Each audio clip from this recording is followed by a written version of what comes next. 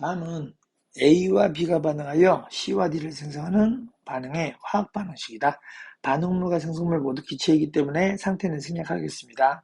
자, 표는 실린더에 A와 B의 양을 달리하여 놓고 반응을 완결시킨 실험 1, 2에 대한 자료가 되겠고요. 가는 A, B, C 중 하나이고 A, B, C, D 중 하나이고 C의 분자량에 대한 B의 분자량의 비가 3분의 5라고 나와져 있습니다. 자, 주어진 조건 한번 볼까요? 실험 1번 먼저 보겠습니다.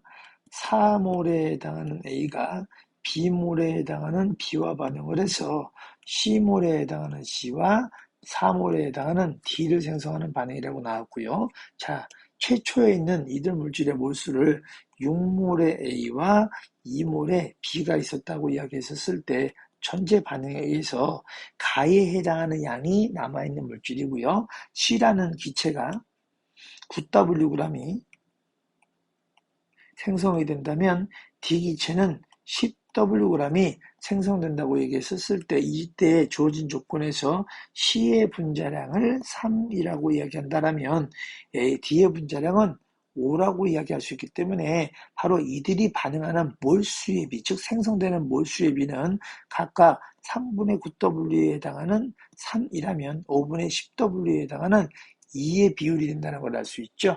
그래서 기체 반응의 법칙, 즉 여기에 적용되는 각 물질들의 비율의 비가 바로 3대2가 되기 때문에 4라고 나왔으므로 당연히 C는요 6대4에 해당하는 비율이 되기 때문에 C는 6이라는 것을 알 수 있게 합니다.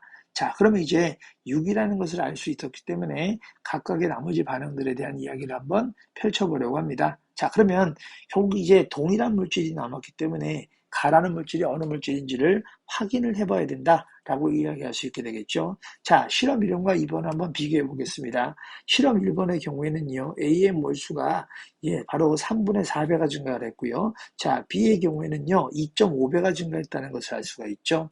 그러면 A보다 B의 몰수가 월등히 많이 증가했기 때문에 각 물질에서 이들이 증가하는, 즉 생성돼서 남아있는 물질들의 양을 살펴본다면 만약 A가 모두 소모되고 B가 남는 물질이라면 가가 바로 B물질이 돼야 되기 때문에 더 많은 양이 남아있어야 되는데 더 적은 양이 남아있다는 걸 알 수 있죠. 그러므로 바로 가라는 물질은 B라는 것을 알 수 있게 되는 거죠. 그래서 소모되는 물질은 바로 B라는 물질이라는 것을 판단해 볼 수가 있다라고 판단해 봤습니다. 자, 그러면 이제 이러한 조건을 가지고 나머지 실험을 만족시켜 볼 수 있도록 하겠습니다. 자, 주어진 식을 먼저 한번 계산해 보시면 첫 번째 1번씩 다시 한번 써볼까요? 4A가 B몰의 B와 반응을 해서 6몰의 C와 4몰의 D를 만들 때 6몰과 2몰에 해당하는 반응물이 있었을 때 B, 2몰이 모두 반응을 했고요. 다시 한번 실험 2번의 조건에서도 마찬가지 4A가 B몰의 B와 반응을 해서 6몰의 C와 4몰의 D를 만든다고 했었을 때 최초 8몰과 5몰이 있다면 B, 5몰이 모두 반응을 해서 결국 남는 것은 바로 A라는 것을 알 수 있게 되는 거죠. 자, 그러면 반응하는 개수의 비를 동일하게 적용을 해서요. 자, 반응하는 양, 상대편의 개수 분모분의 반응하는 양과 상대편의 개수의 곱, 4 곱하기 1을 하면 8몰이 반응을 하니까 6-B분의 8몰이 A가 남게 되겠고요. 동일한 조건에 의해서 마이너스 B분의 20몰이 반응을 한다라고 가정을 한다면 8-B분의 20이 각각 남은 물질 A에 해당하는 몰수라고 이야기할 수 있죠. 그러면 주어진 조건에서 10몰 대 그리고 11몰 대 10몰에 해당하는 비율이 되기 때문에 자, 계산해 보겠습니다. 6-B분의 8 대 8-B분의 20에 해당하는 비율이 결국 11대 10이 된다는 것을 알 수가 있게 되겠고요. 요거를 간단하게 정리를 하시면 바로 B가 바로 5라는 값이 나온다는 것을 알 수 있게 됩니다. 자, 그래서 개수 B가 5라는 것을 먼저 확인했다라고 이야기할 수 있게 되는 거죠.